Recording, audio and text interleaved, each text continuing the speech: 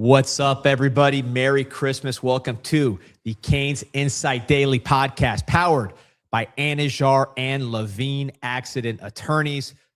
We got the producer, one of the top sports and recreation podcasts in America, doing his job back there, fixing the sign.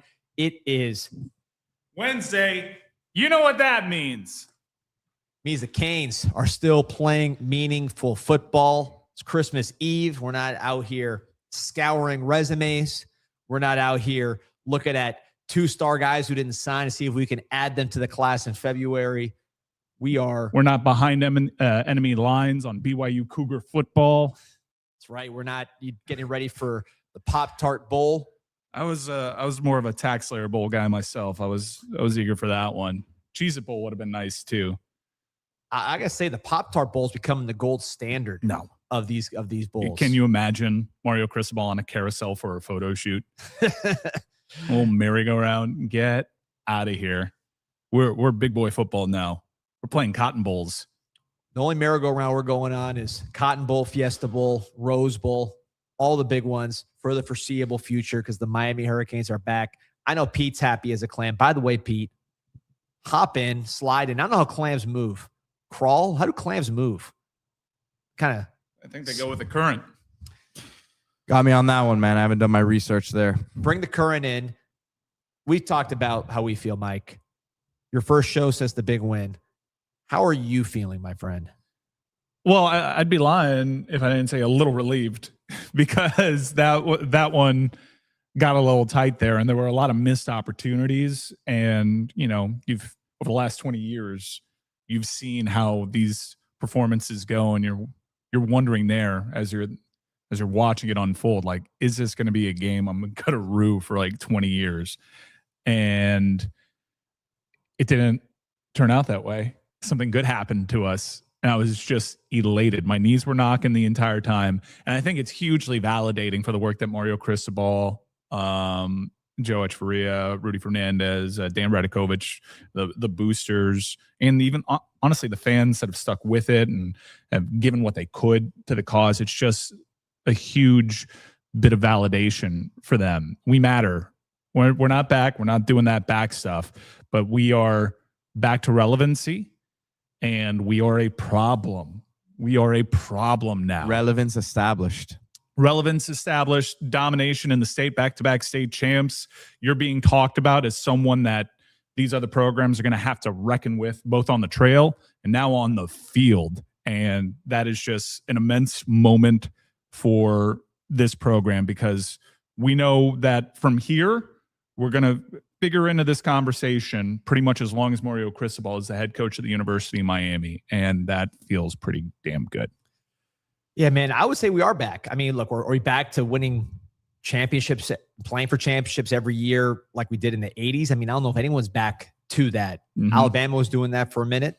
I'm not sure that's going to happen ever. Yeah, I'm not sure there's going to be dynastic teams right now, but, there's a lot of takes flying around about G5 and a lot of overreactions, and college football is changing every year, and there are expectations of new rules, and things don't even make it to Senate floors, and it's an ever-changing landscape. And I think because of that reason, we are so lucky to have a head coach that is so firmly committed. We don't have to worry about Mario Cristobal going to another program or the NFL. Mario Cristobal is at his dream job, and he is a psycho like us. He cares about the you like you are right now on Christmas Eve, either watching on your phone, on the toilet, sneaking away from your family, because this matters to you. And it shows that it matters that much. There isn't a person on this planet that cares more about the University of Miami football program than the guy that is at the helm, the CEO. And it consumes him. He is probably he is definitely working right now. Right now.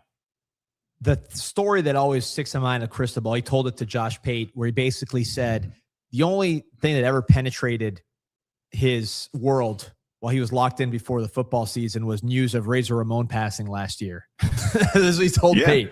That basically, aside from that text from maybe a high school friend, he was locked in. So Christmas is canceled. We're still working here on Christmas Eve. Nowhere else I'd rather be, man. I mean, I remember Christmas back in, let's say, 2000 and what would this be? 6, Pete.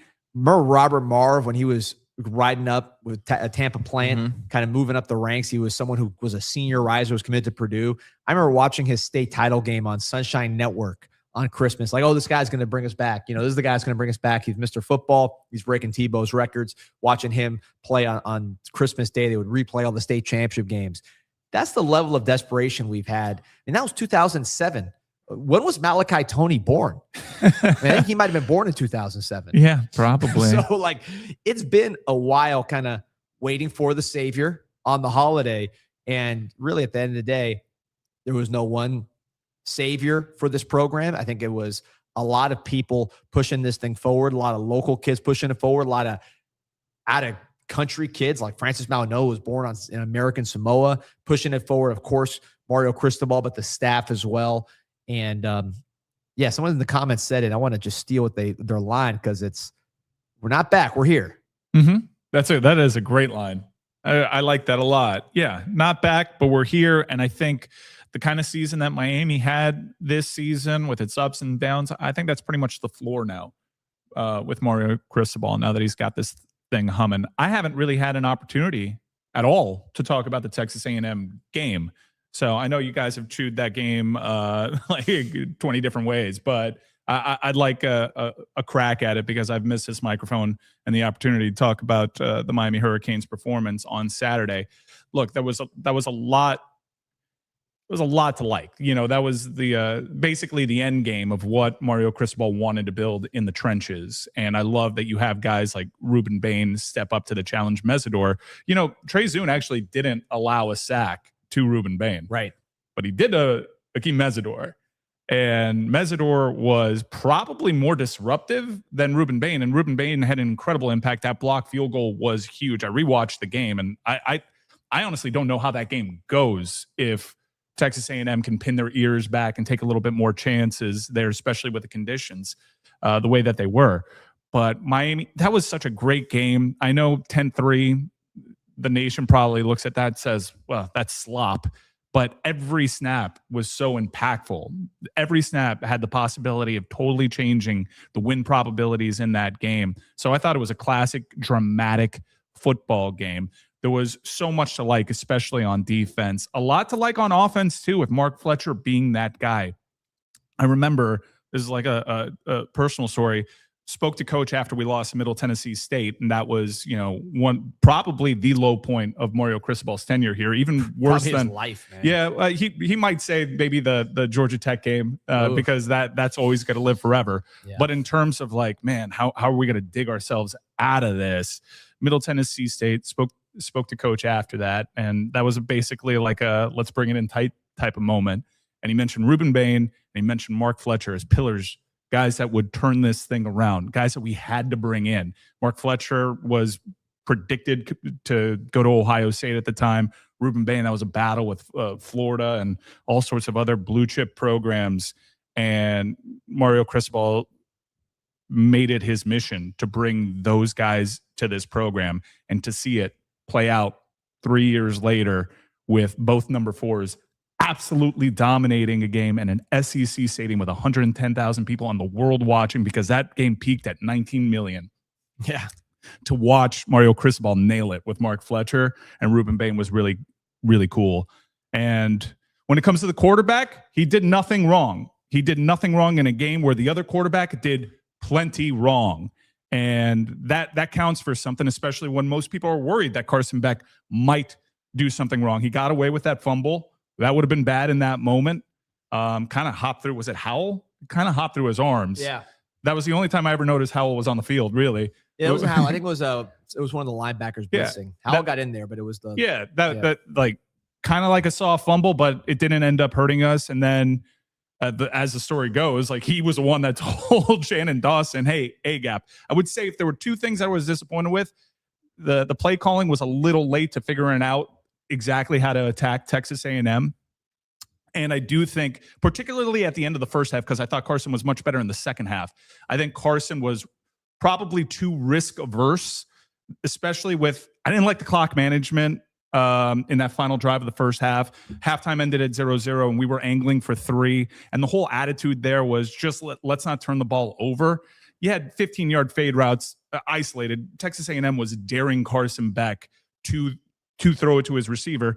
I mean, a 50-50 ball to CJ Daniels isn't exactly a 50-50 ball. Like, that's why he's on this roster, to win contested balls. And if it gets to him. Yeah. No, but like, I understand the wind was an issue and it was gusty. Sometimes it was worse than others. Like the 2 passes that he had to try to drive down, like there was no interest in ever putting that ball in jeopardy. And that's fine. Miami won the game. I think it's a pretty obvious take that Matt Patricia is going to dare Carson Beck in much better conditions to get the ball on the outside.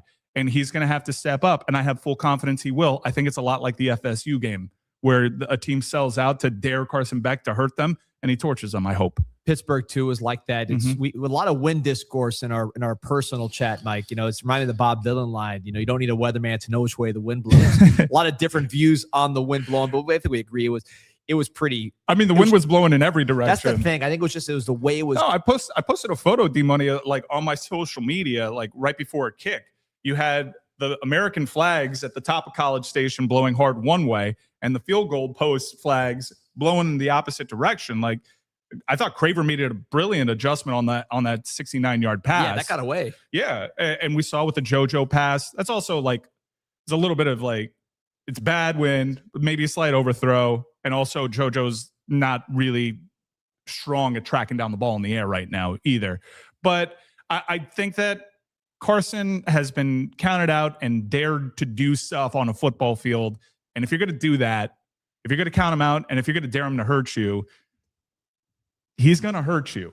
And I'm excited to see guys like Keelan Marion and CJ Daniels and hopefully JoJo rise to the occasion, because if you're Matt Patricia, you know exactly where the ball is going on the outside. And this team, Ohio State, is really good at sniffing out those those tunnel screens, those basically run plays with Malachi Toney. So it's going to have to be the other guys. And chief among the other guys is Carson Beck, who is what, 36-5? 35-5 as a starter.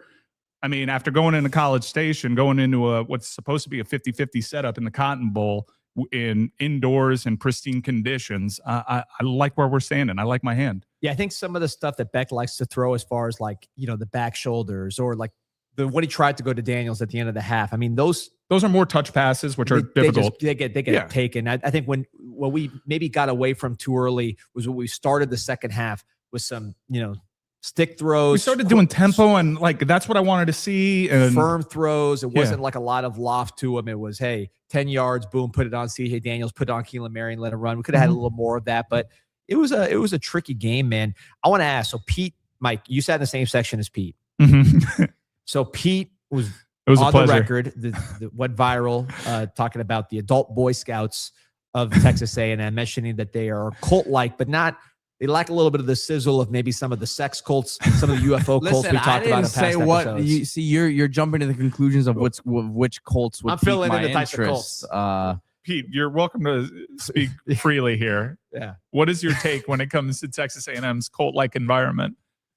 Strange place, man. Strange place. I do feel like time like warped during that game, though. Like that's not really, it doesn't really have anything to do with the cult-like atmosphere. I've said my piece on that. I don't really have much to add. I'm just gonna continue to amplify. A lot of Kool-Aid drinking going on this week out there. It is a great environment. It's not hostile. Even though you said that they were yelling bail bonds at you. Well, they were. Coward quickly. Dude, here's the thing. You don't, to me, get points for having a lot of people and showing up early. Like that, like that's all it comes down to. They have a lot of people and they show up early. I mean, you've seen the town. I understand why they show up early. It is a good. But that's why I'm saying I'm not giving you any extra credit. I'm not gonna knock Miami fans because I understand what the issues are to get into the stadium. Yeah, sometimes. and the team, the fan base, even though they're 110,000 strong, because that fumble from Carson Beck slipped through the hands, because they weren't able to ever have a lead in that game, because Ruben Bain blocked that kick, Miami at every moment to keep in mind, like after Malachi Tony's fumble, Texas A&M was like at the 40. Yeah. You know, at the 40, driving, looking all right, and big impactful plays happened. I think a penalty and then like the sack, and you took them out of certainly field goal range for them. But like the crowd never had an opportunity to put their full force behind that team so you could feel the 110,000. And that was a really great job by Miami. Every time there was a play that you felt like game kind of hangs in the balance here, Miami needs force a negative play here. They did just that. It was brilliant. I will say though, Pete, I do love College Station. This is the second time I've had the privilege to go in there. I find the people delightful. I think that Tech Zags and the content machine over there, shout out Billy Lucci, I think that's a gold standard, really, when it comes to covering the team and building an empire out there. That's honestly aspirational, the stuff that they do. I hope we have an opportunity to go back. I don't know if college football is ever going to work out that way again with the way that scheduling is working out. Those people cared deeply, and they kind of thought that this team didn't win the ACC. We can just roll the ball out. We're an SEC team, and we beat them at their own game. Yeah. Beat them at their own game, which was you actually tapped into what was working for you at the start of the season, stuff that we had to break away from when we got into ACC play, because the talent, Miami's going to run into a team that's more talented than them. Texas A&M, by composite rating, probably more talented than them, even though if we were doing evals position by position, especially now, we'd say Miami is more talented. They'll have a lot of draft picks. Yeah, maybe 7 to 10. No doubt. But that's a type of game you need to play when you're outmatched in talent. But it's not the type of game that'll work against Jeff Brom or Rhett Lashley, because they're counting on you limiting your own possessions. But that Miami now has established, D-Money, that they can beat you a variety of ways. And I think that is huge when you get to this part of the calendar. No doubt. Pete, I like how you described the fan base. It's kind of like P in St. Thomas the Apostle. Was there that kid that had the perfect attendance like certificate at the end of the school year? Did you guys do that where they gave away that? Yeah, I'm thinking they do that at every school. That's like the whole fan base got that certificate, you know? Yeah. Just kind of like, I mean, good for them, but it's not the coolest crowd. Yeah, I mean, look, I think someone in the comments said it right. If you want to give the alumni and some of the older people, but the people who were giving me bail bonds weren't students. So like I don't know, man. You guys, bail bonds is pretty tame. Well, I've been called much worse. Well, I mean, again, though, it's just like I'll slap you right now, and then we'll see if you say it again. Like that's kind of my feeling on it. So I think the people delivering the message weren't ready for like to really have that energy. No. So it's like don't talk like that if you're not really about it. Mike, you were walking in with me. I was not a wild maniac. I really was not, but I got triggered by a couple things, which they were obviously trying to do. But they just again don't bring the energy if you don't want it matched. Yeah, and you match it tenfold. Are you going to Dallas? I can't. No, okay. I'm not going to Dallas. That's probably for the best. It's best for Ohio State. That's it. They don't want to see you. By the way, it was an awesome atmosphere. I mean, like my big takeaway, and we talked about it, Mike, was like to go back to these Hanukkah bowls after seeing that atmosphere and being part of it. And like, not just the actual atmosphere, which was great, but like you had College Game Day there on like in the stadium. You had ACC Huddle there. Like you saw the billboard and Saban's picking the U and it's a giant billboard and like McAfee's there. Yeah. And like Hall of Famers everywhere. Manziel couldn't make it because he partied a little too hard in Miami before going to Is that College an exclusive Station. Report? I mean, have you gone out and reported it? You should go ahead and report. Like, why are we beholden to? I thought it was on social protecting media. Johnny Manziel. I thought it was on. I assumed it was public knowledge. I mean, look, there's a little more. There's more things to do. Where was he in Miami than College Station? Where was he after that fight? I mean, not in his hotel room. It was not in his hotel room. He was out in public. Somebody was speaking Russian wherever he was. That's all I'll say on that one. But yeah, man. So it was just big time. Like it was just a big time deal when you're there, and I understand like James Franklin, who I think should never have been fired. Should never have been fired. But I understand now more why Penn State was so antsy, because like when you taste that big time level, it's so hard to go back. Yeah. Like imagine going back to the. Oh, I'm not going back. We're not going back. I'm not going back. It would be torture to go back. So I understand now. That's what it's been for the last 20 years. It's been torture for the last 20 years, D-Money. Now we're in a weird part again, my solution for college football is, and it's been stolen. New Heisel stole it, and now everyone's just like, who invented this? Great idea. You got to claim it. We're claiming on this show. Bowl games need to start the year. But bowl games need to start the year. And to have this energy, like, it's just so bizarre. If you want to make it to the college football playoff game, you get handed like 2 trophies. Like, here's a Cotton Bowl trophy. Why? I don't know. Like, here's a Fiesta Bowl trophy. Okay. Like, it's all so very confusing. And Dan Lanning, who is going to be playing in the Orange Bowl, said he wanted to have a home playoff game more than bye, and said that even we'd be on the road, this game should be in Lubbock. Yeah. And I kind of hope that the CFP evolves into, you can have the national championship game at a neutral site. That makes sense. But let's make the regular season matter. Let's have home field on the line for the college football playoff. And let's have those atmospheres, because this sport is at its best when it's regional and it taps into that visceral support. And that was an incredible moment. And you're not going to replicate what we felt in College Station in an antiseptic dome in a major city. Let's put the commissioner hat on, because you said this, we're talking about it, we're making reference to it, but let's like actually flesh it out here on the show, because I thought this idea was brilliant. And the more you see, like, you don't really know how this is going to play out until it plays out, right? There's so many things going on in college football that, like, a change happens here that impacts something over here that you didn't necessarily anticipate. So, for example, I've always been 4 teams. I think 4 teams has always been what it should be. Yeah, well, but nowadays, we're reaping the benefits. Right. Well, I think what's happened since then, again, this is something's happening elsewhere that's impacting the 4-team playoff versus the 12-team is you now have NIL, you now have the portal. So parity has increased. Yeah. People are opting out of bowls. So now bowls have decreased. So this type of format makes a lot more sense. And it's been great. I can't lie. It's been great. So, and last year we had a champion that wins the championship because of the expanded playoff. And it was a good argument, even though it was a 1-year sample. And we're seeing right now, Miami gets shut out under 4 teams. And I think it's not, the 4 blue blood programs that have been paying players under the table. You have the talent dispersed everywhere, which explains why you expand the playoff. So let's walk through some of these changes, because again, you had the idea, and I want to make sure you're claiming this idea, because I think it's gonna happen. It better happen. So, but just big picture. So I think 12 teams is still the right number. 16. Agree. The problem with this year was not that there were 12 teams. It was that 2 of the teams were G5. If you replace those 2 with Notre Dame and Vanderbilt, is anyone really complaining? You don't need 16 teams. No. And I also think people are kind of blinded by the fact that, this year was so wonky, but occasionally there is a group of 5 team that is good enough to be ranked inside that top 12. Just let them get in that large. Yeah. Right. I mean, Cincinnati was. I think they have to be undefeated pretty much. Cincinnati got in as when it was a 4-team playoff.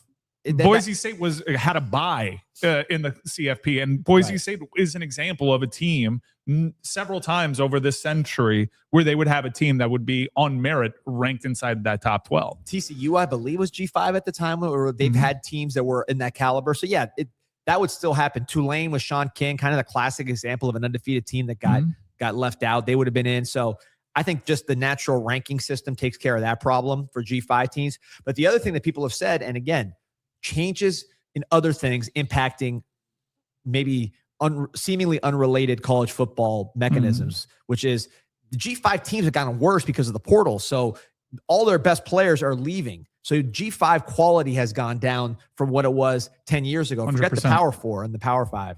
So what I'm looking at right now, just from a consumer standpoint, it is December 24th, Christmas Eve. How good would it be to sign off this show and see like a full field of a G5 team that's like rowdy, getting ready for a playoff game? It would be great to watch. Yeah. And they'd be playing for all the marbles.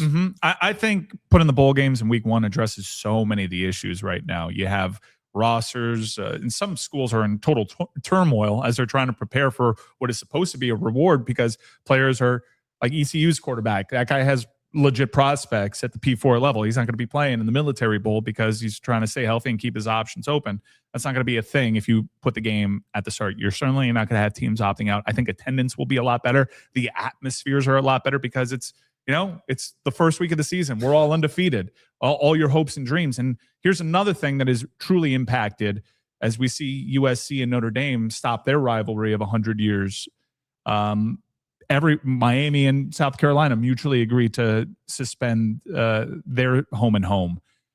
Teams are avoiding the difficult out-of-conference games.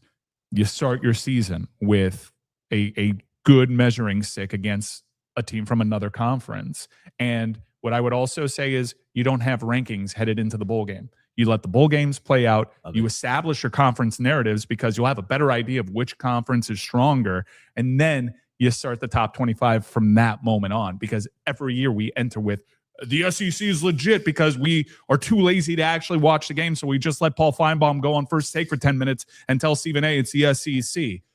Like, let's the game dictate what the narrative should be. So I think that's how you fix college football. That's how you fix the bowl games, because I don't know how this business works. It's just a commercial, really. But from like a selling tickets perspective, it's way easier to get in the Cotton Bowl than it was to get into College Station. No, the people would still make more money. That's what much more money. You had to look at the money always first when you talk about these things. But people would, even the small bowls, like it's August. Mm-hmm. If you have a bowl in a cold weather city, I would rather be there in August. And here's all another the time. thing. Here's another thing that's an unintended consequence of it. I almost feel like it ties you to last year's team. If you're a player, portal wise, if you're like on the fence, you're almost like, man, I want to come back and play that game with my guys, that we earn the opportunity. It could be a juicy matchup, potentially. So that's another maybe unintended factor that could come out of it. Yeah, I think the argument against is, well, next year's team is a completely different team. Are you watching the bowl games? These are completely different teams. Yeah.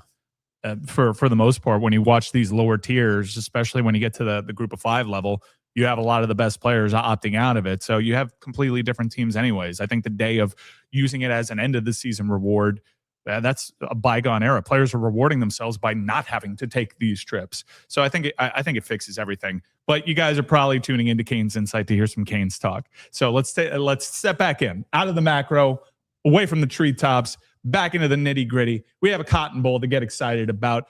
Here's another thing that I don't like about this opponent, and I have several things that I don't like about this opponent. Where I said TexAg's content creation is the gold standard, Ohio State sucks when it comes to a content making machine. You don't like Bucknuts? I don't like Bucknuts, which is a wild name. A wild name to call anything. Bucknuts. These people are arrogant. They've earned it. I will admit that. They've earned their arrogance. But they are very, very smug. If you thought SEC fans were smug, the Buckeye fans are tremendously smug. And look, you play this game 10 times. How many times does Miami win this game? I don't think we said in the chat, look, Ohio State deserves to be the favorite. Ohio State deserves to be ranked number 2, potentially number 1. If they lost the game, but they were number 1 all year. They were the worthy number 1. Talent-wise, they're going to have 5 first-round picks. So they are excellent. Well coached, the whole deal. This is not the super team era. I don't think this is a situation where Miami's coming in here like Rocky Balboa in Rocky 1 or 2. How many times do you think they win out of 10, D? We'll find out. I haven't seen the teams play. I say 4. Match up. Yeah, I say 4. I haven't seen Ohio State's offense. If Ohio State's offensive line goes out there and can't block Miami's defensive line, then that is a fundamental mismatch problem that does not rely on randomness. I think we can say that they're overrated, but also still say they're a really good team. They're a really good team. I'm not leaving Texas A&M by saying overrated, because I think that also knocks the performance that we have. No, the 4 of the 5 best players on this field are Ohio State Buckeyes. Yeah. When you get into like 8, 9, 10, 11, 12, especially when you realize that those players are on the trenches, that's a recipe to win. I think Miami wins in that 4-3 range. It's not 1 and it's not 2. So put up one of those clean performances that gets you those 4 wins out of 10 is my point. But this is a loaded team. They got some issues that they're worried about along the offensive line that plays into Miami's hands. Our group chat is amazing with the scout. I think Kevin Clark volunteered that the way that Ohio State decides to rush a passer is a bull rush type of style. It's not technique. It's not really speed. It's like, we're bigger than you because we get the best recruits in the nation. Right. Try doing that against Miami's offensive line. Try doing that against Mauanoa. Try doing that against, basically an 8'6" Markel Bell at 500 pounds. Vince McMahon is doing the billing for Markel Bell when he gets off the bus. All right. So I don't think their style of play really is an advantage against Miami. It probably plays into Miami's hands a little bit. We've seen Ohio State basically play 2 real teams this season, and both those times they didn't crack 20 points. They're talking a lot of crap, Pete, for a team that also scored 10 points. At least we won our game when we scored 10 points. So I think that if you watch Texas the same way you watch Texas against Texas A&M, the path to victory is in that game. You just have to have a better performance out of Carson Beck than Arch Manning had. Look, the Indiana game, we can have arguments about the level of talent Indiana has. I think that the narrative is that they're not that talented, and I think that's kind of a misrepresentation. I think they have a lot of talent. That was a 1-score game, and Indiana had some injuries, had some important positions, and the Heisman Trophy winner basically won that Heisman in that performance because he made huge plays down the stretch. Carson Beck's going to have to meet the Mendoza level, the Mendoza line, and avoid the Arch Manning line, because there are going to be moments in this game where he's going to be there to make a play, and it's going to come down to, can he make that play, and can the receiver come down with it? The Mendoza line, that's a great one. I'm going to make a controversial statement, I guess, but like this whole, because this was a chat discussion in our private chat, which is talking about, how many times Miami win, and the counter example of an upset would be Ohio State over Miami in 2002, right? And how many times did Miami win that game? It was a 14.5-point spread. I'm going to be a little controversial, but I really believe this, having watched that game too many times. Ohio State, I was there. I was at the Fiesta Bowl, and I talked to somebody before that game who had been around the coaches. Actually, you know who it was? It was future mayor of Miami, Carlos Jimenez, actually. He was not the mayor at the time, but he had talked to the coaches, and he said, I talked to them. They're worried about the defensive front for Ohio State, led by, among others, the late Will Smith, who was a great NFL player for the Saints. Tremendous. So he said that before the game. And then you watch the game, and that was the call was the call, but that was the football difference in the game, was their defensive line against our offensive line, which had taken a step back from the year before. So the whole who wins out of how many games, I have to see how our defensive line looks against theirs. If they're neutralizing our defensive line, then we're going to have a tough time. We're going to be the rightful 10-point underdog. If Ruben Bain and Messidor and Justin Scott and all these guys, Moden, are whooping Ohio State's front, that's not like underdog energy. That is mano-a-mano, better team energy. So I had to see how that looks, because Ohio State in 2002, they were the underdog, but they won that game.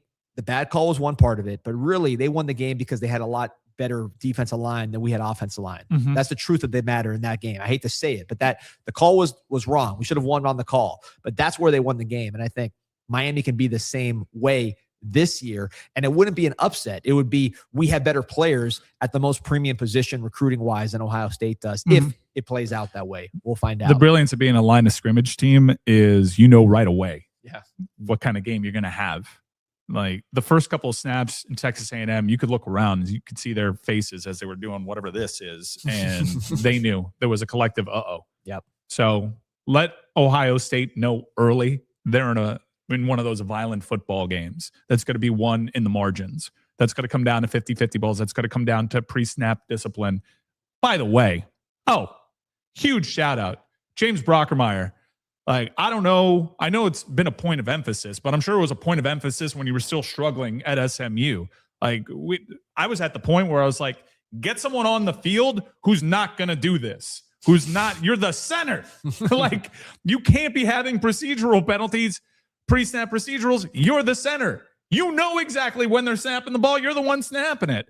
And he was a very frustrating player, but Miami, credit to them and their coaches. He always graded out well. And they said, this rough patch is worth it.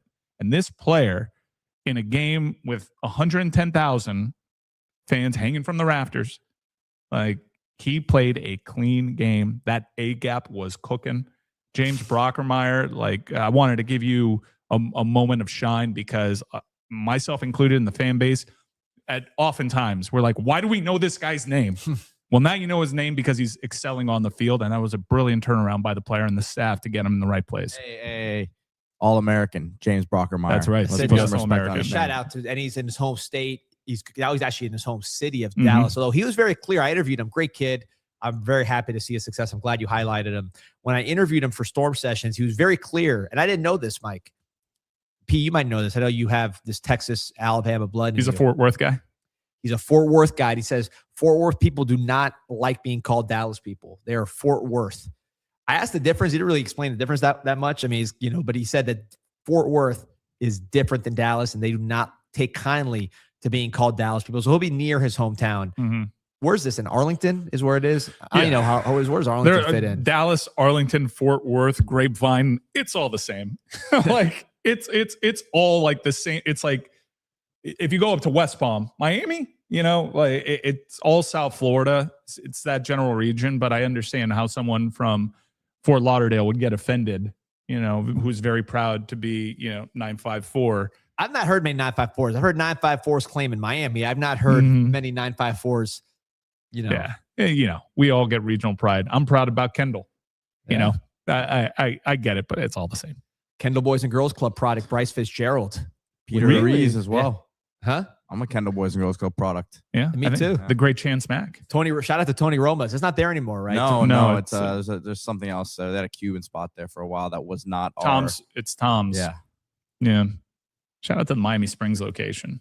Almost 1,400 on live on Christmas Look at you Eve, sickos baby. on Christmas Eve.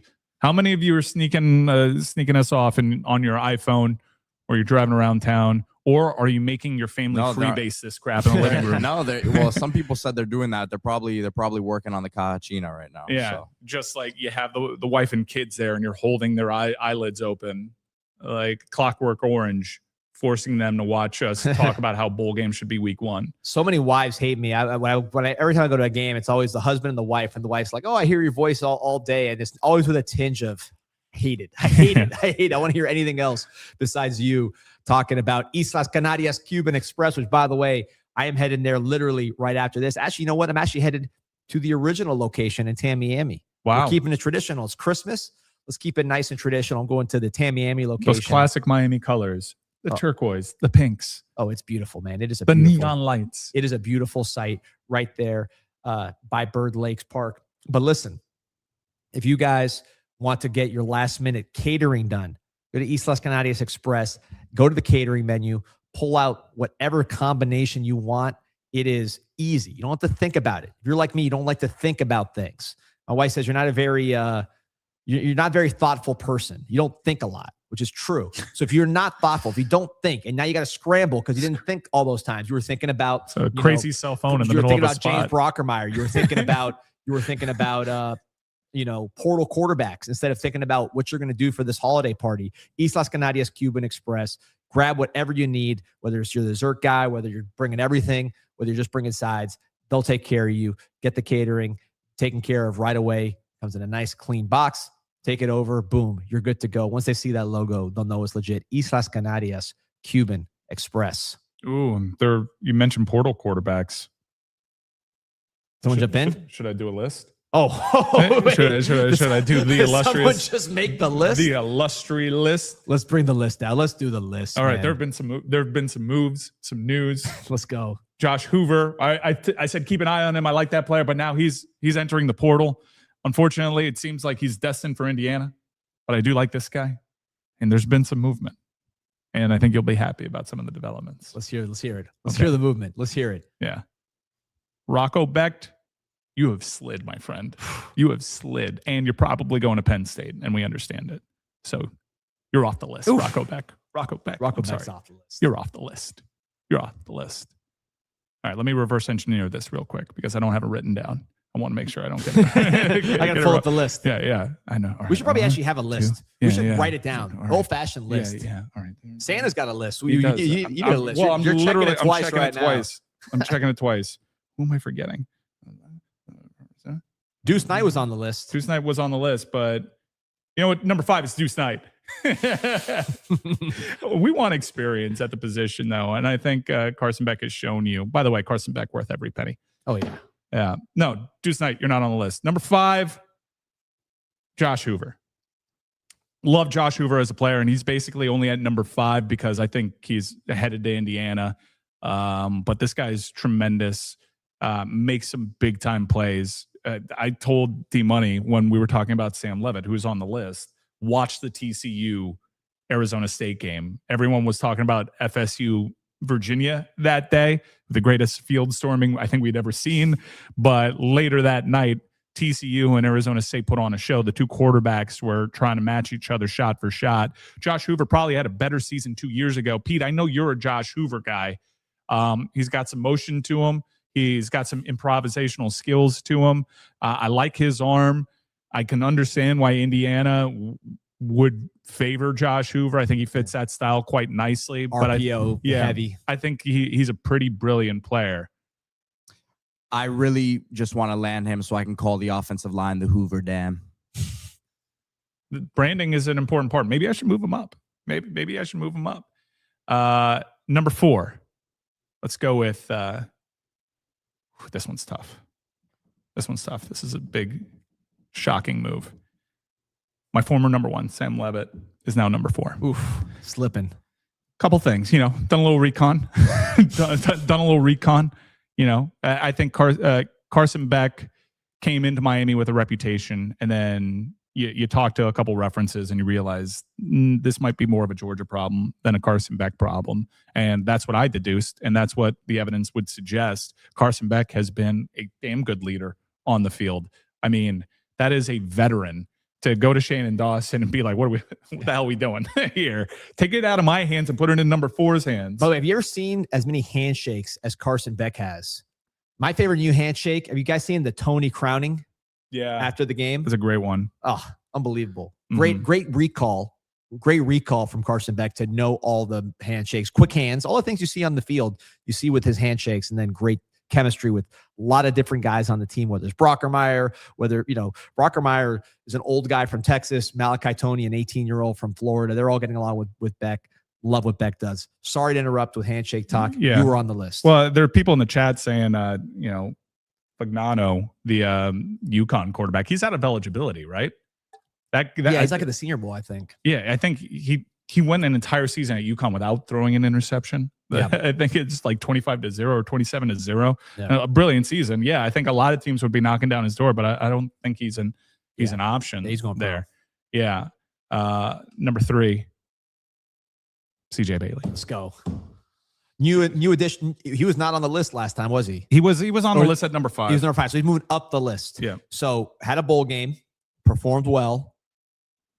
What has moved CJ Bailey up the list from number 5 to right there, number 3? The performances and the fact that if you really break down the season that NC State has had, when you take into account the level of competition, like teams that put up this kind of resume and have the victories that they have usually get themselves into the conference championship discussion, CFP discussion. Hasn't necessarily worked out for NC State in that fashion, but Bailey's not the problem over there. Bailey has a lot of experience, and I see fit with this offense. And if he can piece it together, the delivery is wonky, no doubt, but I like his mobility. Like you sent some film of his, and I think that's a dynamic that we're kind of missing here a little bit. And it'd be nice. I mean, Carson Beck had a little bit more motion to him at Georgia, right? I'm not making this up. He seems like he's plotting a little bit. And if you watch that game, Texas A&M was conceding that plenty. And Carson Beck didn't trust his legs to do it. Probably didn't, having already fumbled in the game.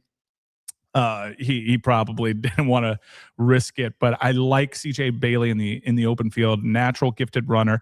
Can throw a nice football at times. But the hard thing with CJ Bailey, and you have to understand, like, it's human, right? Like, I saw our defense totally embarrass him. Yeah. But I also just saw our defense totally embarrass a guy that was getting Heisman hype. Right. In Marcel Reed. Good player, Marcel Reed. He's been a tremendous player for them. Like, you could see the difference. They had quarterback issues, and they had talented guys. Wegman, Haynes King, like Max Johnson, guys that went on and started other places. Marcel Reed was the guy that figured it out over there.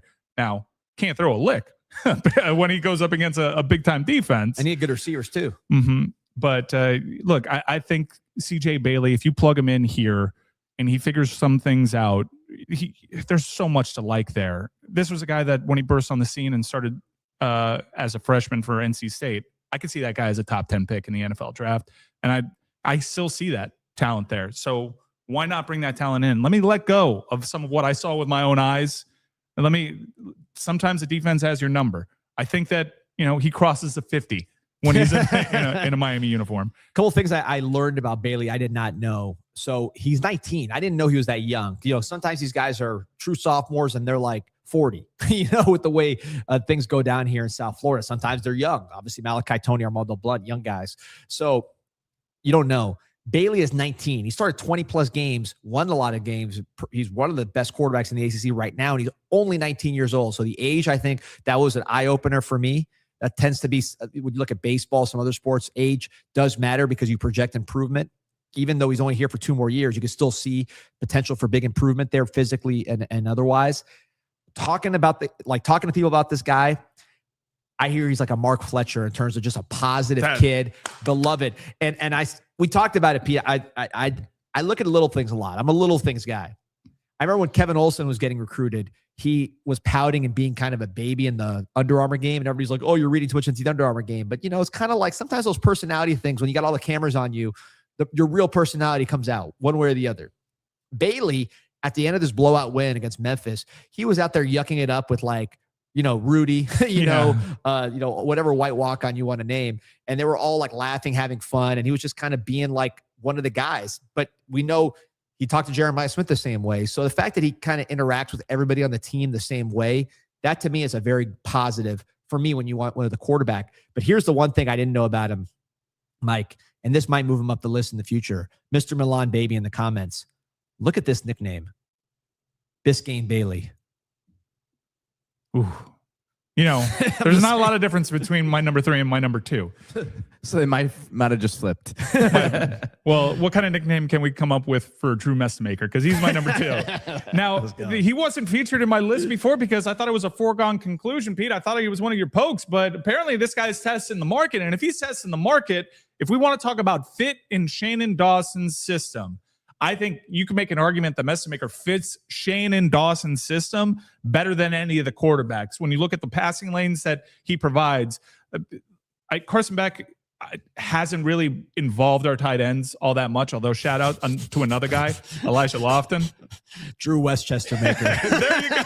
All right, so still solid. Westchester Maker is still like solidly number 2. But you want to talk about a guy that'll have NFL scouts drooling. I've seen him play up a couple levels in competition, not the same kind of performance, but when his team loses, it's not his fault. I think in this offense, he really fits.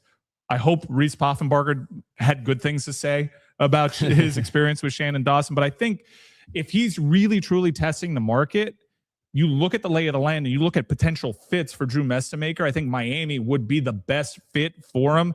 Immediately plugged into the Heisman conversation, gets NFL scouts all over his junk as if they weren't already. I think he fits, can stand tall in the pocket, has a little bit more mobility to him than you would think, than his last name suggests. I think this guy is a dynamite player. He's going to have to go to a good spot, and I know he's tethered to his head coach. I think he'd be making a big mistake if he does. 1-11 last year, Oklahoma State. I think you have to completely reshape that roster. And I think his coach, if he's trying to pull him with him, and I understand why, to Oklahoma State, that's a big step up for that North Texas head coach, but you're doing the young man a disservice because that team isn't really close inside the Big 12 right now. You have a guy that has true pro prospects, a guy that could be talked about as a number 1 overall draft pick if he lands in the right situation. And if he just follows his head coach blindly to Oklahoma State, I don't think that's the right move for the young man. And I hope he's getting that kind of life advice. Test the market. If this is true, if the rumors and rumblings are true, then you better be talking to Miami because for your skill set, this is a place you need to be. Super talented guy, man. I agree with everything you said. He is big, athletic, great arm, upside off the charts. He's just, you think, when I think North Texas, I think of a guy like a Poffenbarger, somebody that's hopefully not the most talented guy. Puts a good word in. Yeah, hey, they have great wings at Sports Grill. So good you don't need to sauce them or season them. Allegedly. So I think he makes a lot of sense. And number 1, you probably deduced.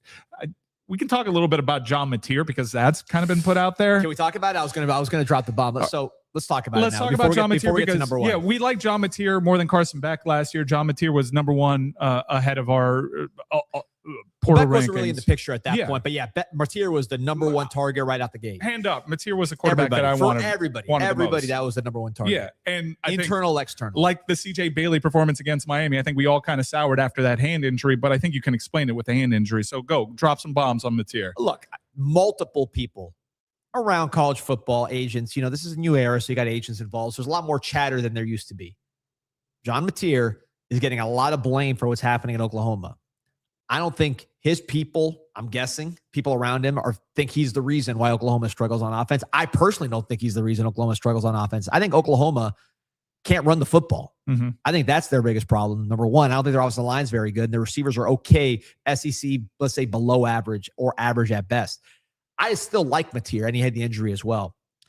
Do I see him leaving Oklahoma playoff team as a Dallas, Texas kid? That Dallas was right there next to Oklahoma. I don't see that personally. That just doesn't, like, it's one thing for agents to kind of talk about it amongst themselves, but to actually like make that step and say, hey, I'm leaving, that to me seems like a bridge too far just in reality.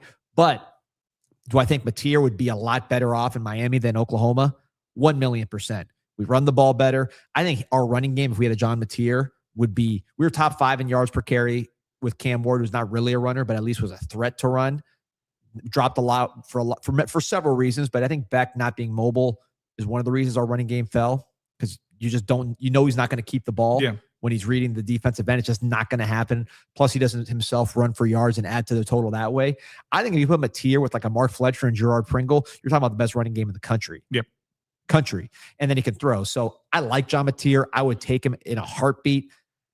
I don't see him going over the Rubicon there and saying, I'm leaving Texas, like I'm leaving Oklahoma, which is, again, that's basically the hometown team for Dallas in a lot of ways. I just don't see it. But that offense stinks, and he's getting a lot of criticism. And I don't know if his NFL prospects have progressed very much in this past season. No. He was a top mock drafts. He was a top Heisman conversation, broke his hand, rushed back, didn't look like the same player. He's put up a lot of good tape. Let's not forget what he did at Washington State. Let's not forget why he was our number 1 quarterback on the portal board last year. I could easily be swayed into John Mateer as a little outside looking in option. They're just whispers right now of him potentially testing the market, and I do think that's a bit of a game changer. I would also understand why people would be scared from what they saw post hand injury. It did open up some flaws, but I think a lot of those flaws would be alleviated by the situation down here in Miami, and I think he could recapture that Heisman form, no doubt. Number 1 on my list is Brendan Sorsby. From everybody I talked to, this guy would fit in perfectly in this offense. He has mobility to him. He is a guy that can level up. He's probably already considered one of the top quarterbacks in a very weak quarterback class. So he'll probably have a decision to make between Texas Tech. I know Indiana was in the mix. Miami's certainly interested.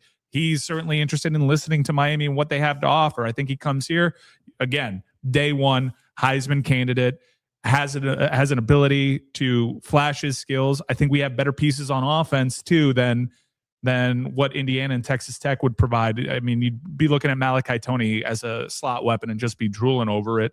Probably have to put a little bit more talent around him. He did kind of struggle, but he wasn't against like the upper tier competition inside that conference. But he was at Cincinnati, and that wasn't a good team. I watched a lot of Cincinnati football, and I never thought he was the issue over there. Character stuff is good. Checks a lot of the boxes there. I can't really say a bad thing about him other than, he couldn't overcome the lack of talent that Cincinnati had in some of these bigger games in the season. I think he fits pretty perfectly. I know you're a Sorsby guy too, Pete. Yeah, well, I pretty much just echo everything you said in terms of his skill set, and just talking to scouts.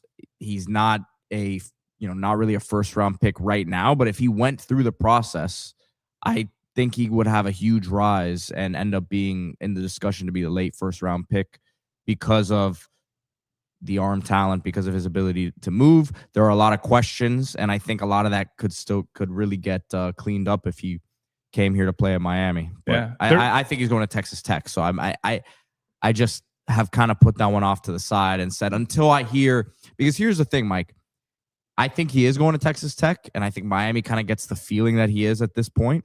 But I'm not counting it out that you get the guy on campus, right? If you get the guy on campus, then all bets are off, and I think Miami can make a very, very compelling argument as to why he should come play here. I would hope so, but on my algo, Pete, I got some Texas Tech influencer talking to Texas Tech boosters, actually asking them how much money they make in a year.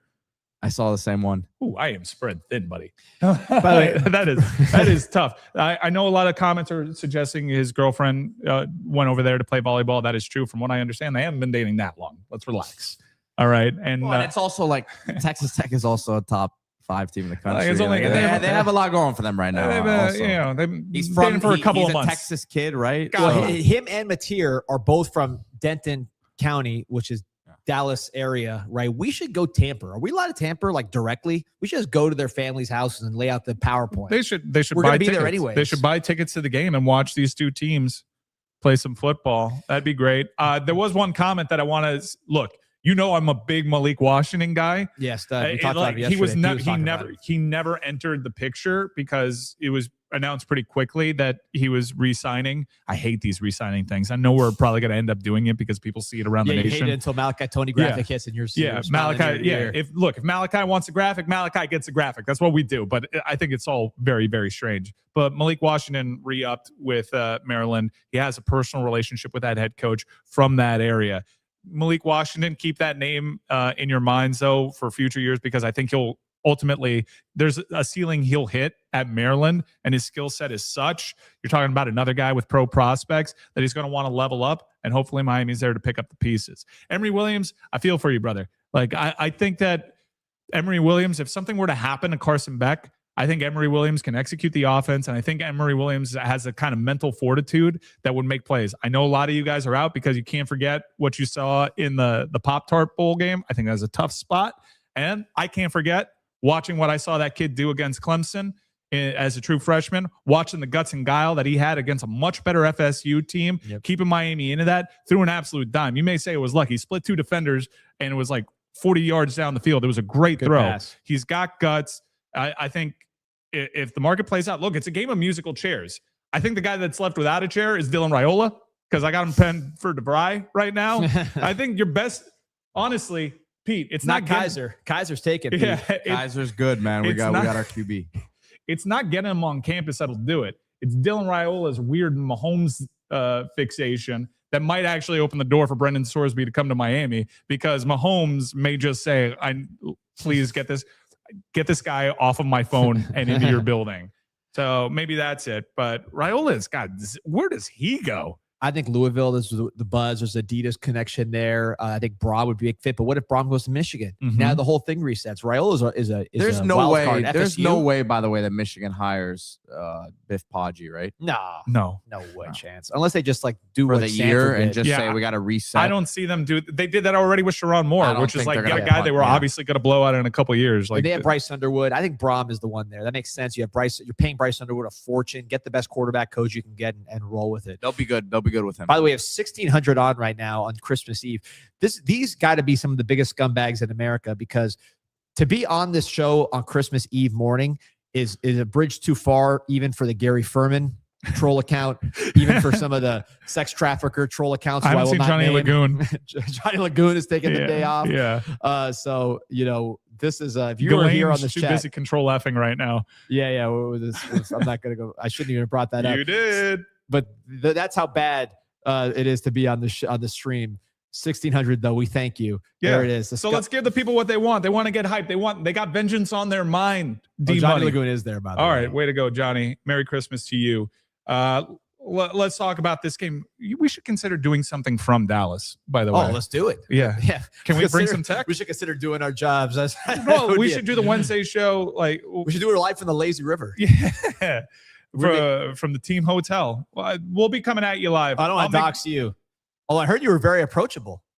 I am. It's a gimmick. Your face turn has been remarkable. I've been embraced. Like, look, The booker had to listen to the people. They wanted it. I'm like Randy Orton, a reluctant babyface. They wanted a reason to cheer. They wanted a reason to cheer. Like my character hasn't changed, but the people just decided we like this psycho bald Randy Orton kicking people in the head, unapproachable. So I'll be your babyface for now. But no, it's a bit.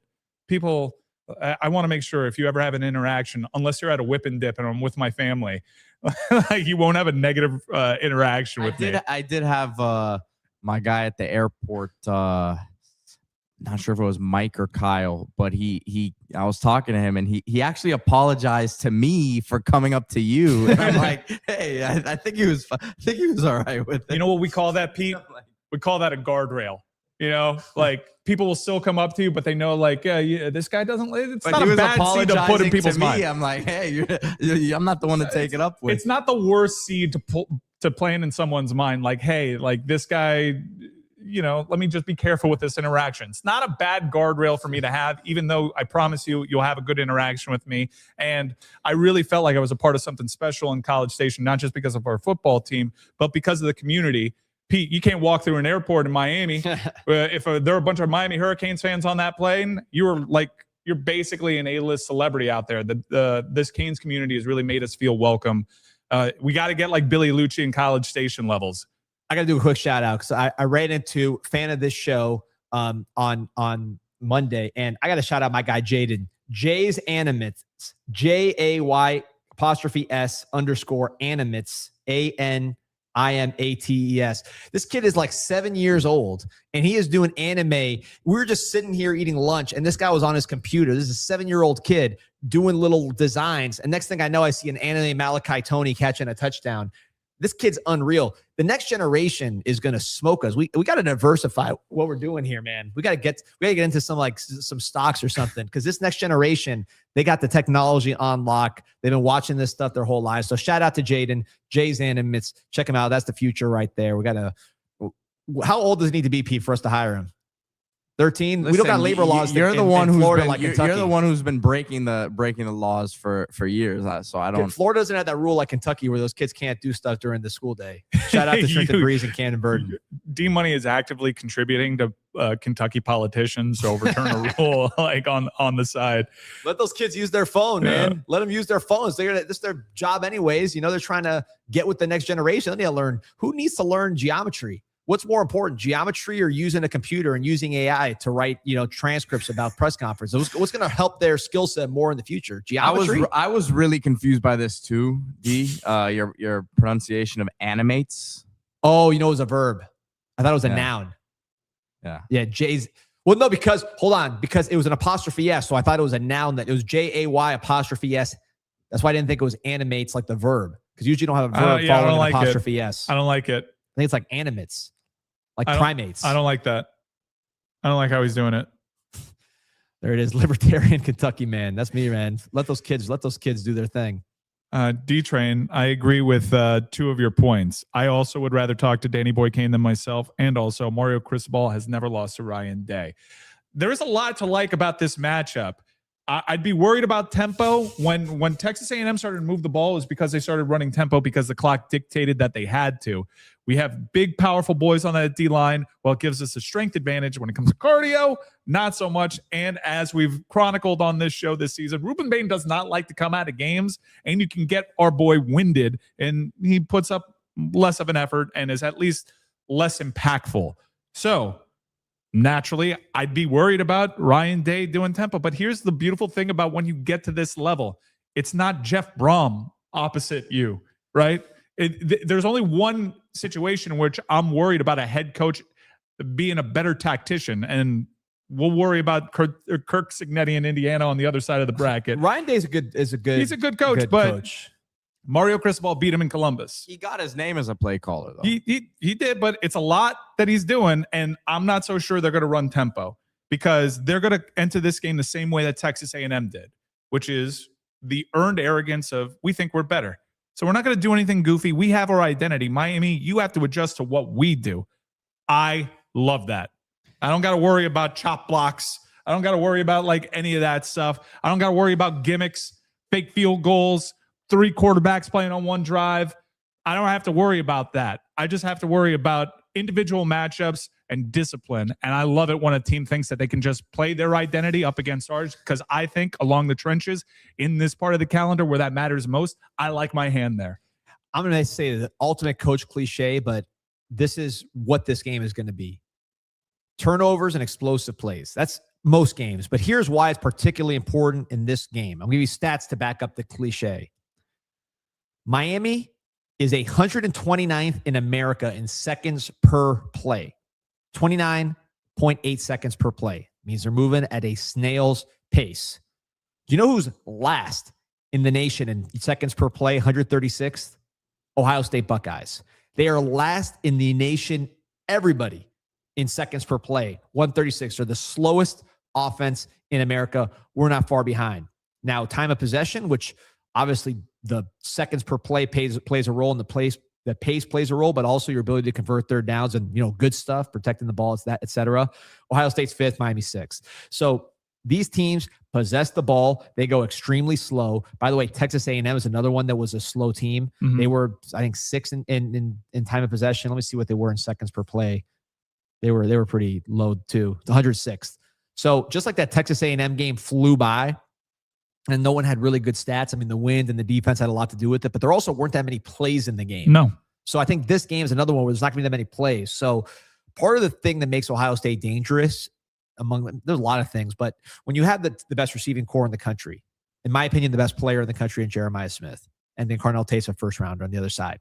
Like one big bomb to Jeremiah Smith, when you don't have that many plays, is a difference-making play. I mean, It's always a difference-making play, but in a game that's up and down, like these USF games or Rhett Lashley games, plays happen, you respond, whatever. In a game that there's not that many plays, a Jeremiah Smith 50-yard touchdown is difference-making in a major way. So that's one thing to keep an eye on in this game. It's going to be very, very slow, and there's not going to be that many plays. Yeah, I'm a little worried that Damari Brown won't be out there. I think this would have been a big Damari Brown game. We'll see. I'm not too hopeful. It sounded like from what Mario Cristobal said in his press conference that Damari's going to be a little bit. So I know a lot of people that like the local high school football scene have visions of what Damari did to Jeremiah Smith in high school, but I think we have enough on the outside. I really do. Man, can we talk about Keontae Scott for just a quick second?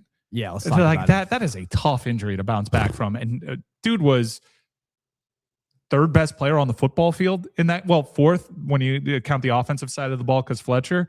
But 2 sacks. Mesidor and Bain were so disruptive, but man, he made the big impact plays. If you want to crown him player of the game, I won't be mad at you. To come back from that injury, when we were saying, like, do we just put him in blitzing situations? Is he really just out there for the vibes? And guy put up a classic game. That's what I love about these big time games and being back on this scene. Guys that maybe have been much maligned on the internet. James Brockenmeyer, Mo Toure.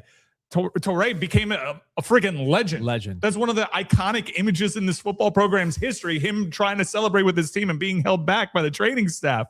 That was a touchdown. More Toure died for us. Yeah, right? Gave his body. He gave his body up. He knew what he was doing. And to not have a soul in that building say targeting, they were hoping for a bad call because that was a clean hit. Yeah. He went in cleanly, knowing the sacrifice he had to make, and it has Miami in the Cotton Bowl against Ohio State.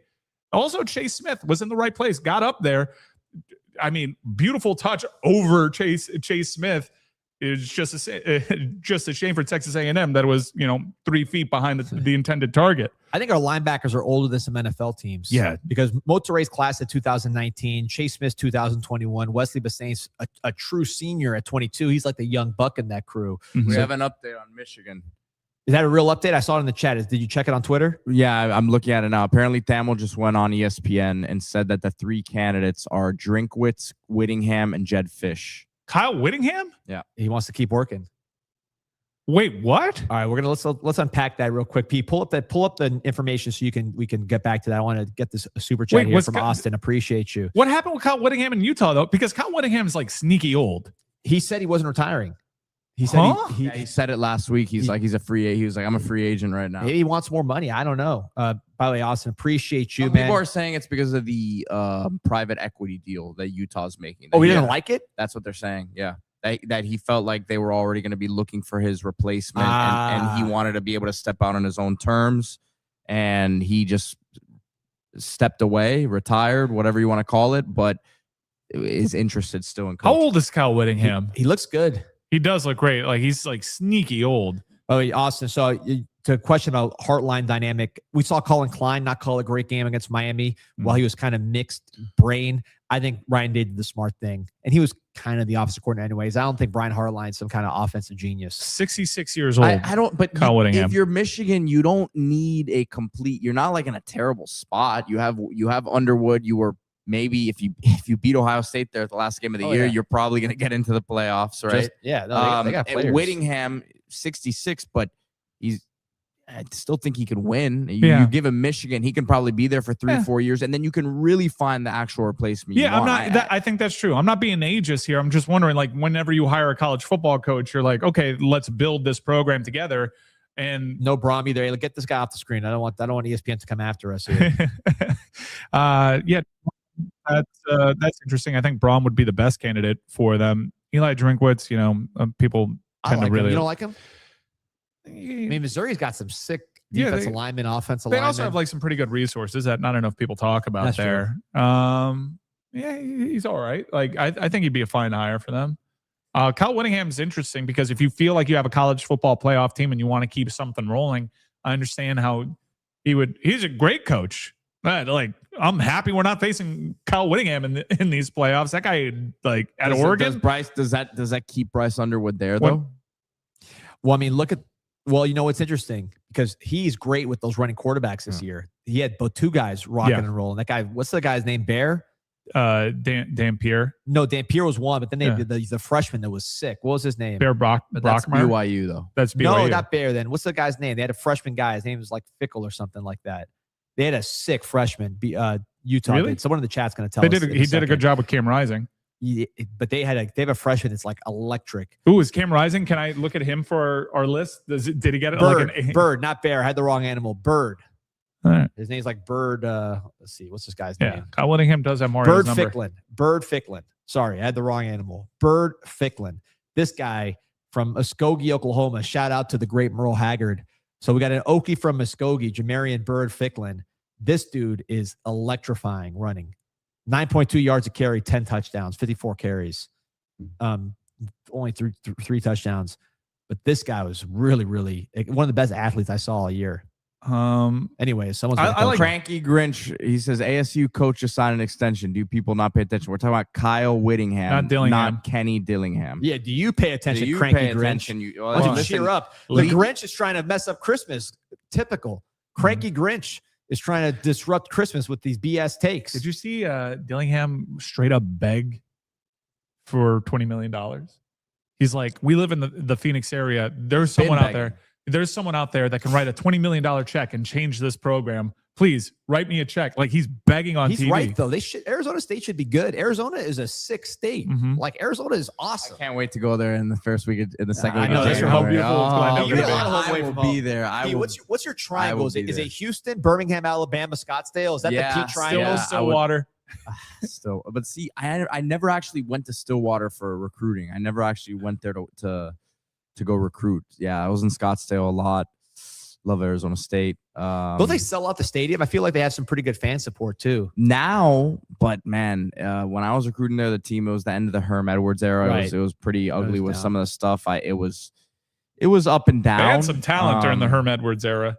Yeah, I just think it's one of those places maybe where I don't know the dynamics of their alumni base, but I feel like there's a lot of people who live there now with money who aren't Arizona State people, right, that you might need to somehow get them to become a part of it. But it's kind of like Miami in that sense, D.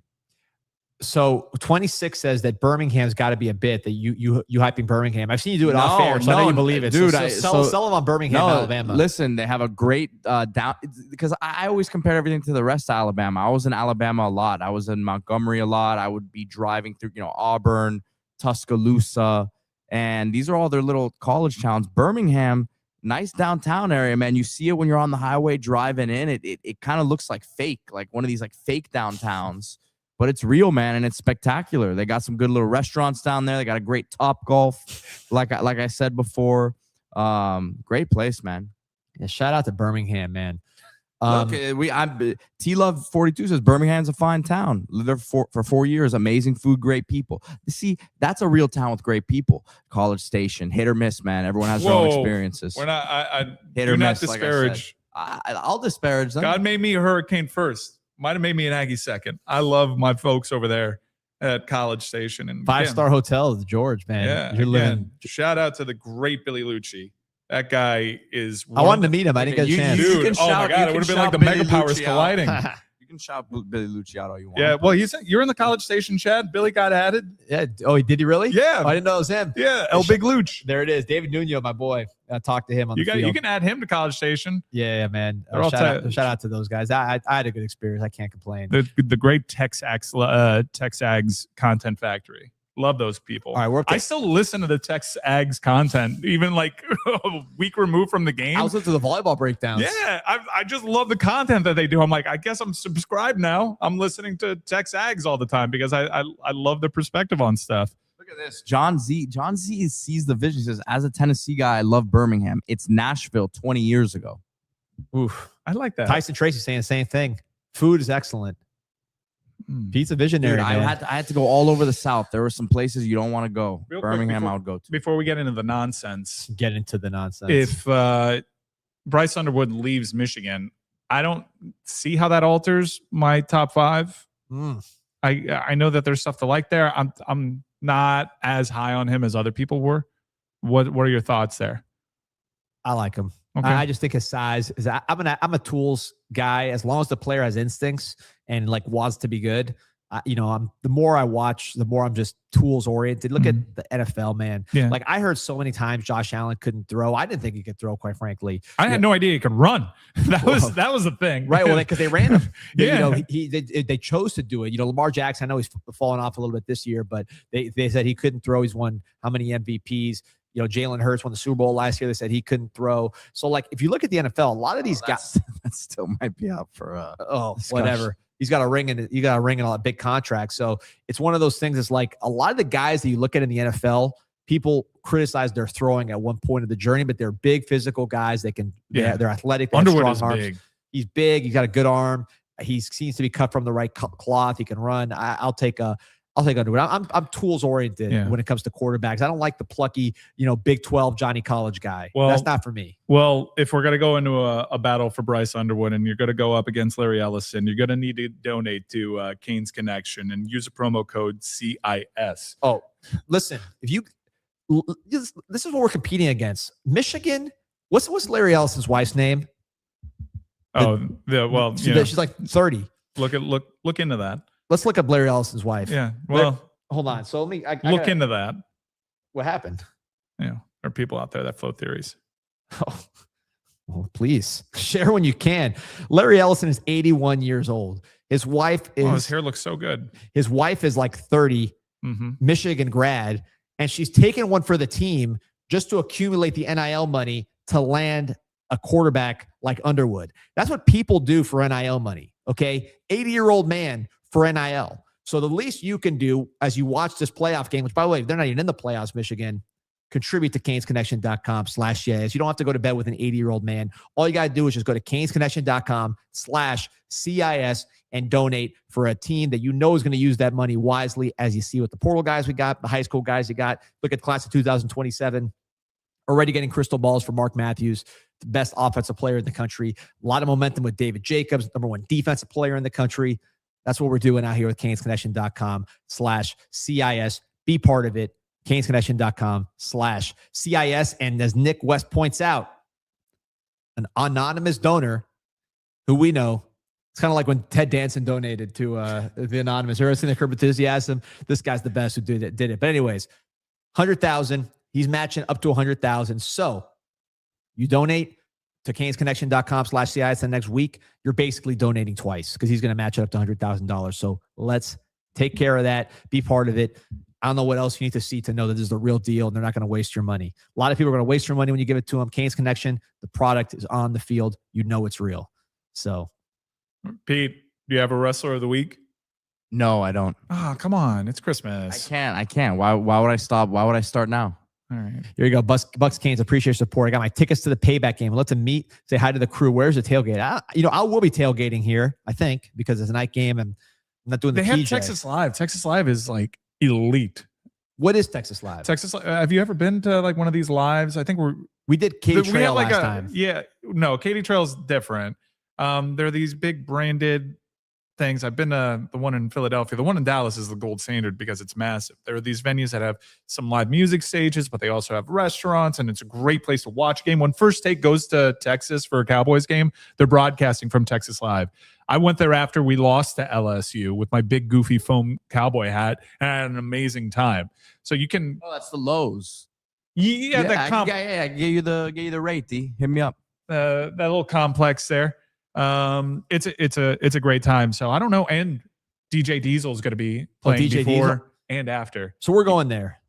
Yeah, I think we'll have like our brick and mortar like car, but we're gonna head in early to see the vibes at Texas Live. So we'll be around, and we will be doing a show next week, probably Tuesday. In fact, I have a venue in mind. Let's go. We'll be doing a show live from the Dallas Metroplex area. To not insult James Brockermeyer, we'll be doing a live show out there at the Cotton Bowl, and we will have to come up with some kind of graphic package. Shout out to JVP October, says, Merry Christmas all. I'm a Jew, but I love me some Christmas cheer and eggnog. You know, JC was a Jew too, so you're in good company. I believe she came up and said hi at College Station. I'm like, she's great. She's been on the comments. She's bringing the energy. I'm like, you're a real person. That's awesome. I can't say that for anybody else, really. Although I can say it about Johnny Lagoon. Johnny Lagoon is a real person. He never gives the backstory on what Johnny Lagoon, how that became his alias. Doesn't seem like a Johnny Lagoon type of guy. Such a clean cut young man, but he's got that alter ego, man. Johnny Lagoon's a whole different animal. D-Money. Let's go. Let's do wrestler of the week. Who's your wrestler of the week? I'm going Booker T. You all know Booker T, right? Harlem Heat, illustrious solo career. Huge, just incredible size with the athleticism he had. I mean, I don't think there was anybody that size that was doing kicks like he was doing. Obviously, just a great charisma to him. Had a hits, imagine being 50 plus years old or however old he was. And then out of nowhere, some Puerto Rican guy writes a song about you. It's a worldwide smash and you're famous again. I mean, how weird must that be? The guy's out here like doing conventions, and then his name is the name of a song that's like banging in Ibiza and like, south of France. But shout out to Booker T. But I really wanted to shout out the where Booker T got his start, which was not WCW. It was the GWF, the Global Wrestling Federation. And some of you guys that are around my age may remember this. This was after the Von Erichs and all that. Dallas, Texas was a hot wrestling town still. And they had their own promotion, which is not WCW, it wasn't WWF, but it was, for some reason, they had a contract with ESPN. So after school, if you weren't involved in any activities, which I was not, I was a complete deadbeat, go home, sit on the beanbag and watch GWF, put the homework to the side. Patriots started there, six-pack, the 1, 2, 3 kid, X, whatever you call him, six. Sean Waltman. Yeah, Sean Waltman. He started there. Hot stuff. Eddie Gilbert was there, and Booker T was there as well. A lot of great. Cactus Jack was there as well. So that territory, underrated territory. You don't hear it a lot, but they had an ESPN contract back in the day. Shout out to GWF, and shout out, of course, to Booker T, one of the greats. Still, the whole thing with Triple H, they did a little they did the racism angle. Wrong guy went over. The wrong guy went over. If he would have won that match, no one would have said anything. But you can't do that angle and then he loses. Yeah, and terrible. He was on the floor for 10 seconds. It was like he went out weak. That was, and especially him, who's a true main eventer. That was a dark mark in booking history. I think was Triple H going over him at WrestleMania. Yeah, it's almost never sat. I can't understand the rationale. And Vince McMahon and Booker T still gets incredible work with WWE, because I think that experience, and Booker did the business there, but Booker did not have to end his WCW contract early. Remember when they did the invasion angle? Yeah, he it was terrible. Ones. It was terrible because none of these guys actually had to work for their money. Booker T went to WWE to try his best to make that work. Booker T, Harlem Heat's one of the greatest tag teams ever. Yep. And then he had an opportunity in singles, and my very first wrestler of the week was Rick Martel. And the series that he had for the television title with Booker T made Booker T register on the singles circuit, and that elevated him. No one's talked about that feud more than you. It was great. Oh my God. Dude, Booker T, Rick Martel, watch those series of television championship matches. this guy will pop up on your IG reels a couple times a year, whether it be Hulk Hogan, we coming for you. Yep. Or whether it be what he did in Impact, where he's calling the action, where he's calling the action as he delivers. It was hilarious. Doing main event mafia stuff. Or lusting over Stephanie Vaquer. That's been going viral lately. Yeah, the grocery store fight with Stone Cold. That's awesome. This guy has had his moments, no doubt. One of the all-time greats. Great selection from that Houston area. So a little tip of the hat to our folks over at College Station, which is what I am doing by picking one of the worst wrestlers in the history of the business. And if you think he's a bad wrestler, seems like a worse person. Ryback. This guy blew it. Yeah. Number one, the gear, terrible. It's like, what if RVD shaved his head, didn't care about weed? And I thought this guy looked cool. Yeah, a lot of people thought this guy looked cool. He looks like a juiced out Corey Heatherman, man. Yeah, he kind of does. This guy was so over. He was so hugely feed me over. More. Yeah, it was a stupid catchphrase. Vince got this guy over, no doubt. And then I think Cena did the thing where he's like, he's not ready, and then he got squashed, and it was the right call. Yeah, we get on Cena's ass about Wade Barrett. That one was wrong. Ryback, he was all over. And Punk hated him. And for you to have like a back and forth with Punk, and for me to side with Punk is like, Punk's a much better person. That's on you, Ryback. Skip Sheffield in the very first incarnation of NXT. Yep. This guy, I went to a Hell in a Cell event at the Kaseya Center. This guy main evented. It was a low point in the business. There were a couple of low points in the 2010s. Ryback and his missed opportunity among them. But for a minute there, for a hot minute, this guy seemed like he was going to reach Goldberg territory. He was huge, not just physically, but the fans love that feed me more BS. I got to say, so Jay has been saying this in the comments, said not enough Jeff Hardy love. I really, because, we're older. Like, so it wasn't like our coming of age was 2007, 2008 when Hardy was really like, he was more a tag team wrestler when we were younger. I had no idea just how popular he's a cult of personality. Jeff Hardy is. Yeah. Like, you see Jameer Gibbs dressing like Jeff Hardy. A lot of people shouting out Jeff Hardy. I will say it. Jeff Hardy is super popular still. And if you're looking at just white dudes that are popular in the black community, I would say Hall & Oates and Jeff Hardy are probably the two most popular. I mean, let's say Daryl Hall and Jeff Hardy, the two most popular white people in the black community. I know we got a lot of folks in the chat who can either confirm or deny. Timothy Chalamet's coming for it. Chalamet's a big wrestling fan. He was talking about Batista. But those are the two, man. Jeff Hardy, I had no idea. Man. Huge. He is huge still to this day. Yeah, he's basically one of the faces of that generation. It's not like I miss out on the Jeff Hardy experience. I was there, but I guess maybe I was like 2-3 years too old for it, because there were people that went nuts for Jeff Hardy. That Jeff Hardy is a lot of people's favorite wrestler. Ryback's from College Station. So once again, gig him. Is he? I know people were from College Station. Is it like an actual city? College Station is a great town, dude. It's not like a college town. There's people live there. There's Lubbock is way better than College Station. No one will ever say that. Everyone I just did. I've been to both. Did you know what we did after we won that game? We took it easy. We went to a Brazilian steakhouse. It was an amazing meal. Shout out to Coach Chi and Miss Terry. Had a wonderful meal.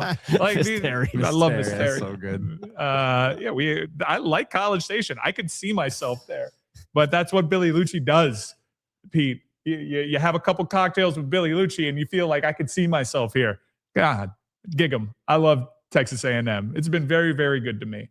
Gigamags. Yeah, Ryback's from College Station. But the vibes are so high in the chat, man. And I don't know if it's because it's Christmas. It's because the Canes are great. I've never seen the chat so happy. It's not because it's Christmas. It's because of the Canes. It's because of the Canes. Last year it was also Christmas and Miami didn't have a quarterback. A lot of coal in the stocking. A lot of Grinches in the chat. There was not much sunshine. This time last year, you were getting Christmas done, and then you were hopping in the car the very next day to watch a breakfast pastry make fun of you for 3.5 hours. Just a terrible bowl game. I made that trip, man. Listen, man, though, I will say about the Pop-Tart Bowl, and we went back and forth. I'm glad we're not there. We are closer to finding some kind of agreement when it comes to political discourse than we are when it comes to the Pop-Tart Bowl. I'm glad we're not there. Screw that bowl game. I'm glad we're not there. I'm glad we're not there. But I mean, to watch Georgia Tech and BYU go toe to toe, It's a good Bear game. Bachmeyer and Haynes King, and the Pop-Tart gimmick is incredible. Like, we're not in it, so we can. I'm glad I can laugh at it from freely. afar. Yeah, I'll say my truth on that. Pop-Tarts suck. Like, they just aren't good. Yeah. Ooh, Like, have you had the s'mores one? on that. No, I haven't, but The I'll try s'mores it. one, dude. What would you eat after St. Thomas Apostle? My mom was always go with the snacks, man. She was a teacher, so she would come home and, you know, we'd have snacks.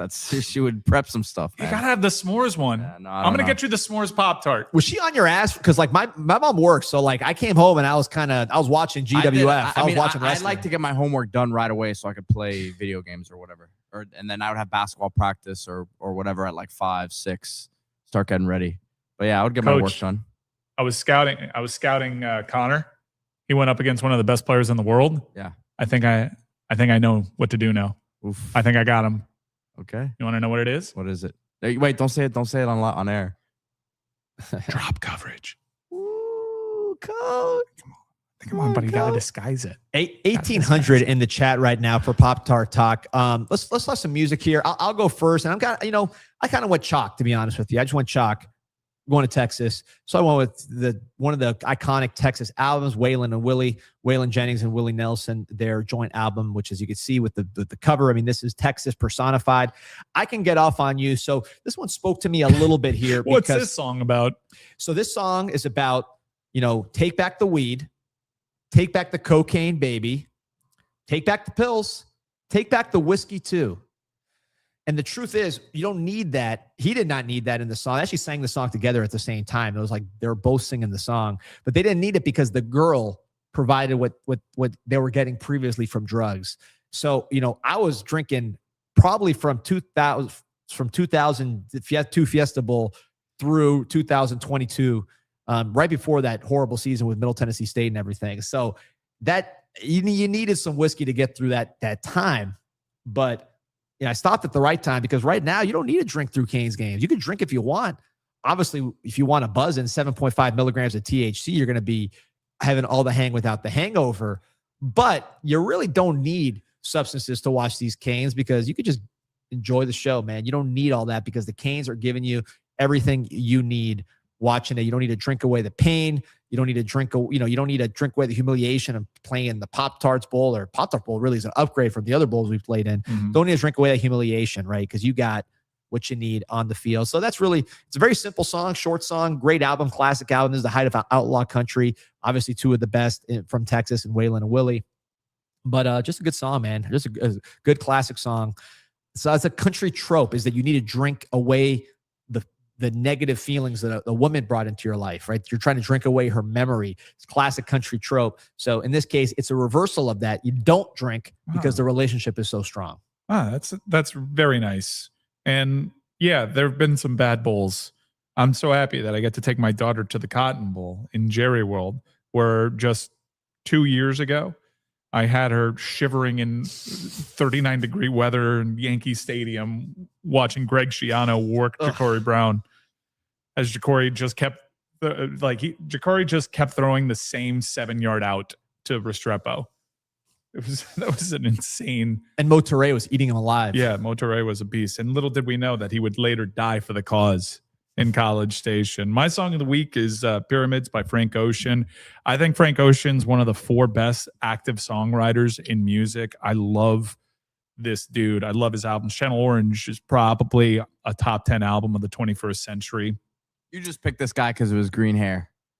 Oh, look at the Kane scheme. No, I picked this guy because I've been listening to Thinking About You a lot. That's a great touch tune song. Gets the people going. But I rediscovered this album. I listened to it for the first time and like start to finish in a couple of years. And this song is just so brilliant. And it's a testament to how great of a songwriter he is, because Frank can build worlds, make very vivid pictures with this world, with his words. And Pyramids is a brilliant song because it's 10 minutes. It's 2 different songs. It's about literal pyramids in Egypt and Cleopatra being taken. And he makes a banger of a song for 5 minutes about Cleopatra and Egypt.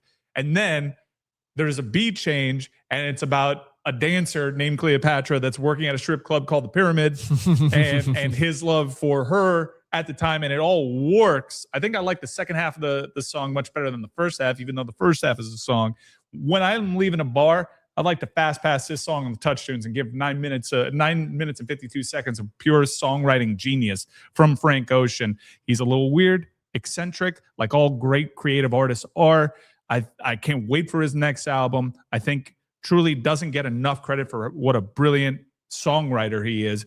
The vocal stylings are one thing that are always highly touted. He has a really big, passionate fan base, but Frank Ocean's songwriting is up there with the guys like Father John Misty and Jason Isbell. This guy writes R&B songs like they're country songs. I think he's a brilliant talent, one of the best that we've seen recently. And this song is really genius in Some that have seen and some haven't. Yeah, Pete, what's your Frank Ocean knowledge? The chat was asking. No clue. you have no idea. What? I would have thought that you were like all about like Tyler the Creator and those Odd Future. I don't know any of those people. I got to get up more on this. This was my high school graduation year, so I should know this, but Pyramids was. I've heard these songs on the CanesInSight playlist, the one because you have another one of his songs on there. So I've heard them there and I like it. I've heard this album is classic. I'm so out of touch that I have to get in on this. Think About You is one of the greatest love songs ever written. Yeah, the one you put on the playlist is good. And Coach Jenko saying you haven't tweeted out the Spotify link. We did tweet it out. I'll tweet it out again. But you can find it on Spotify. Just write CanesInSight playlist. It should pop up. But I'll tweet it out again as we've added all these songs. So if you want to keep track of all these songs, we've been putting on the playlist. We've been doing this, man, for a while now. Plus all the songs from my Hype Pods. So a nice little mix there on that playlist. Get you ready for the game. Not your typical just ballin' boys and all that kind of stuff. Trying to take you on a little journey here. Frank Ocean. That album is still considered one of the best after it came out in 2012. So now it's almost an old album. More of an Atlantic Ocean guy myself. Pictured had you more pegged for a Gulf of America kind of guy. Listen, brother, that body of water, unbelievable body of water. Oh my goodness. It's even more special now. I'm an Atlantic guy. Like I live on Miami Beach. So like every morning I just go that's when you trend. I just walk to do the show or before the show, walk to the beach. I'm contemplating portal quarterbacks, contemplating guard rotations, just kind of getting in touch, with the vibes, with the moment, and just staring at the Atlantic Ocean, man. We got a hell of an ocean right here in Miami, Florida. I mean, seriously. How many BUZZNs? 0. I'm buzzing off light. But if you want BUZZNs for this Christmas holiday, again, that eggnog's going to give you, not only is the eggnog going to give you a hangover, your stomach is going to be full of nog. BUZZN, all hang, no hangover, all bubbles, no troubles. And that's a drink, BUZZN.com. First order, you got 35% off. Let's pull it up right there. There you go. BUZZN with the BUZZN, no vowel. You got 3 consonants in a row there. 4 consonants total if you're doing the prices right. Or what's that show called? The Wheel of Fortune. 4 consonants out of 5. BUZZN. Drink, BUZZN.com. All right. The next time you and I are going to be doing a show, it's going to be from Texas, from the side of the Cotton Bowl. And God bless every single one of you guys that have watched us, not just today, but all season long. We've seen the growth. We feel your love when we're out at these Canes games. It is, and I know a thing or two about passionate, loyal fan bases, but this community is starting to take the cake a little bit. I'm really blown away by the support. Battle tested. These guys. Yeah, these guys went through plenty of Bad Boy Mowers previews and D-Money just straight up lying to you every preseason hype pod. It's not a lie if you believe it. It's not a lie if you believe it. So enjoy this. Enjoy the next week. We're matching our wits and our talent against the gold standard in the sport right now, the defending national champs. They sent us on a 23-year hiatus. Let's repay the favor. Revenge is on everybody's mind, and I know that has nothing to do with Mario Cristobal and this set of Miami Hurricanes and that set of Buckeyes, but it has a lot to do with this fan base, and we're going there to repay the favor. So go Canes and Merry Christmas. Merry Christmas, baby. Go Canes.